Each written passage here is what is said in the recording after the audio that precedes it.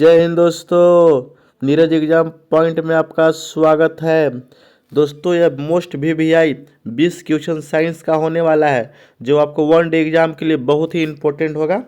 और ये इस वीडियो में बने रहें और वीडियो को अंत तक देखें। चलते हैं दोस्तों क्वेश्चन नंबर 1 की ओर। आपका पहला क्वेश्चन हो जाएगा, which law explains the relationship between the volume and pressure of gas the constant temperature. यानी स्थिर तापमान पर गैस के आयतन और दाब के बीच संबंध कौन सा नियम बताता है। बहुत बार दोस्तों पूछा गया क्वेश्चन है, यह वीवीआई है, रट लीजिए इसको। आयतन और दाब के बीच संबंध कौन सा जो लॉ है बताता है, तो बाइबल का नियम याद रखिएगा। बहुत बार पूछा गया क्वेश्चन है दोस्तों। चलते हैं दोस्तों क्वेश्चन नंबर दूसरा की ओर। आपका दूसरा नंबर क्वेश्चन हो जाएगा कि मस्तिष्क का कौन सा भाग संतुलन और समन्वय को नियंत्रण करता है। यानी which part of the brain control balance and control. कौन करता है? मस्तिष्क का संतुलन कौन करता है, कौन सा भाग करता है, तो सेरुबलम याद रखिएगा दोस्तों। सेरुबलम यानी ऑप्शन नंबर 20 आपका करेक्ट आंसर हो जाएगा। चलते हैं दोस्तों क्वेश्चन नंबर थर्ड की ओर। आपका तीसरा नंबर क्वेश्चन हो जाएगा, किस तत्व का गलनांक सबसे अधिक होता है। बताइए दोस्तों, किस तत्व का गलनांक सबसे अधिक होता है। विच एलिमेंट है द हाईएस्ट मेलिगेंट पॉइंट। बताइए दोस्तों, तो किस तत्व का जो गलनांक रहता है सबसे हाईएस्ट रहता है, तो टंगस्टन का। किसका? टंगस्टन का। किसका? टंगस्टन का। यानी ऑप्शन नंबर आपका ए इज आपका करेक्ट आंसर हो जाएगा। टंगस्टन का गलनांक सबसे अधिक रहता है, याद रखिएगा दोस्तों।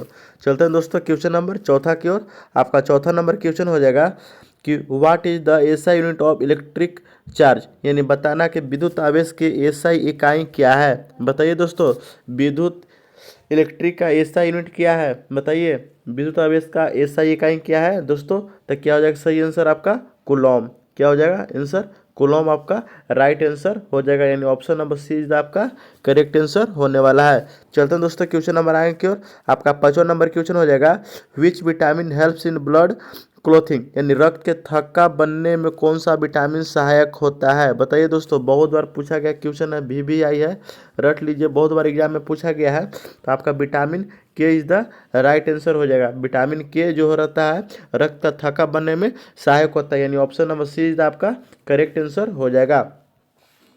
चलते हैं दोस्तों क्वेश्चन नंबर आगे की ओर।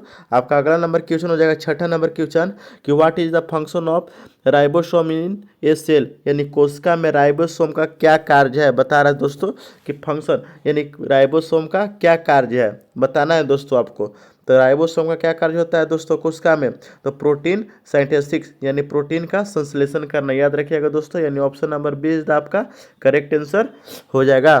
चलते हैं दोस्तों क्वेश्चन नंबर आगे की ओर। आपका अगला नंबर क्वेश्चन हो जाएगा, which gas is use the electric bulbs to prevent filament oxidation. बताना है कि विद्युत बल्बों में फिलामेंट का ऑक्सीकरण से बचने के लिए कौन सा गैस भरी जाती है।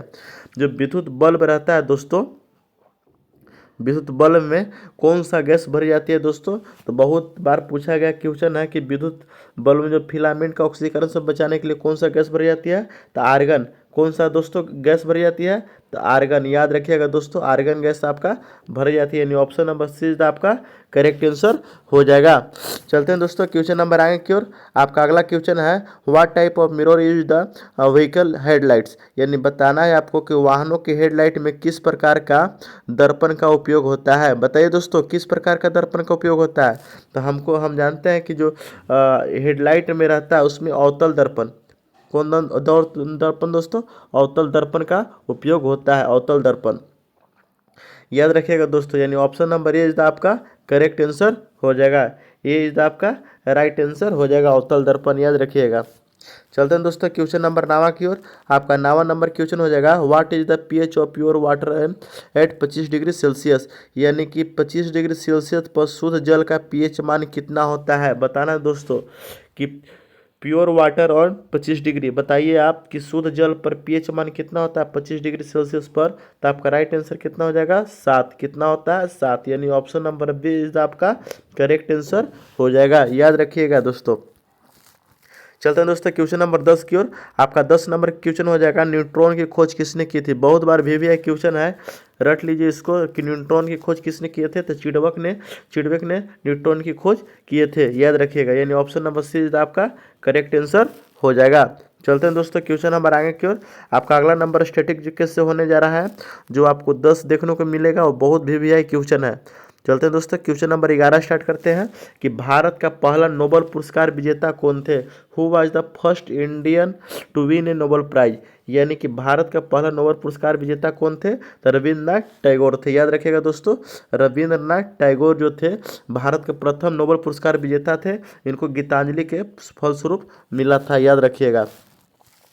चलते हैं दोस्तों क्वेश्चन नंबर 12 की ओर। आपका 12 नंबर क्वेश्चन हो जाएगा which country is known is the land of the rising sun. यानी किस देश को उगते सूरज की भूमि कहा जाता है। दोस्तों बताइए कि land of the rising sun किसे कहा जाता है, उगते सूरज की भूमि किस देश को कहा जाता है। दोस्तों तो हम लोग बचपन में ही पढ़ चुके हैं, जापान को कहा जाता है। तो बहुत इजी सवाल हो गया, जापान को हम लोग उगते हुए सूरज की भूमि का देश कहते हैं। चलते हैं दोस्तों क्वेश्चन नंबर 13 की ओर। आपका 13 नंबर क्वेश्चन हो जाएगा दोस्तों कि सांची स्तूप का निर्माण किसने कराया था। दोस्तों यानी हु बिल्ड द सांची स्तूप। सांची स्तूप का निर्माण किसने कराया था।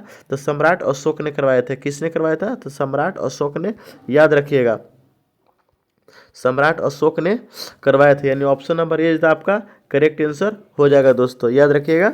चलते हैं दोस्तों क्वेश्चन नंबर 14 की ओर। आपका 14 नंबर हो जाएगा question which the deposit ocean in the world. यानी विश्व का सबसे गहरा महासागर कौन सा है। दोस्तों बताना है कि विश्व का सबसे गहरा महासागर कौन सा है।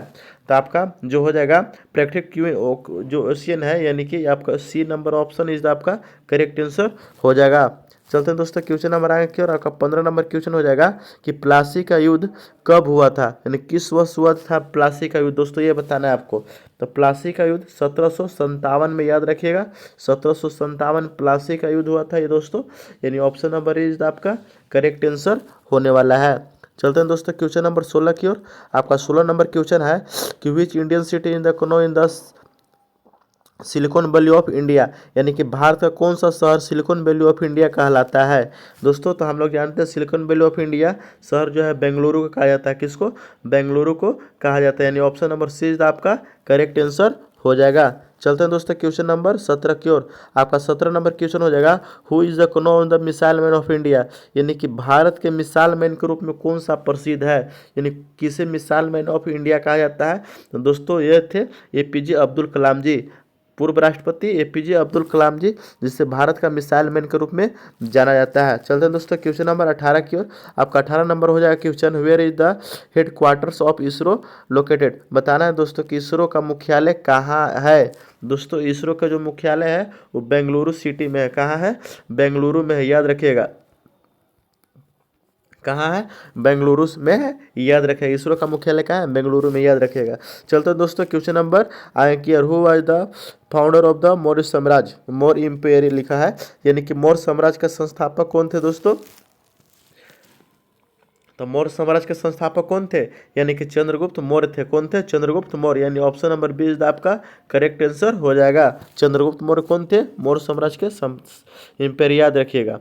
चलते हैं दोस्तों क्वेश्चन नंबर आगे की ओर। आपका सबसे लास्ट क्वेश्चन हो जाएगा दोस्तों कि क्षेत्रफल की दृष्टि से भारत का सबसे बड़ा राज्य कौन सा है।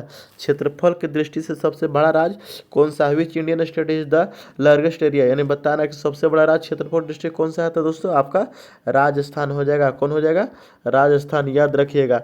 यही पूछा गया क्वेश्चन है कि अगर एरिया से तो हो गया राजस्थान, ठीक है, और जनसंख्या की दृष्टि से कौन हो जाएगा, जनसंख्या की दृष्टि से कौन हो जाएगा। तो आपका यूपी हो जाएगा। कौन हो जाएगा, आपका यूपी हो जाएगा, उत्तर प्रदेश, याद रखिएगा। जनसंख्या में उत्तर प्रदेश और क्षेत्रफल में राजस्थान। दोस्तों ये मेरा सेशन कैसा लगा, अगर कमेंट करके जरूर बताइएगा। अगर आप नए हैं तो चैनल को सब्सक्राइब कर लीजिएगा और लाइक दबाना मत भूलिएगा। मिलते हैं दोस्तों अगले सेशन की ओर, तब तक के लिए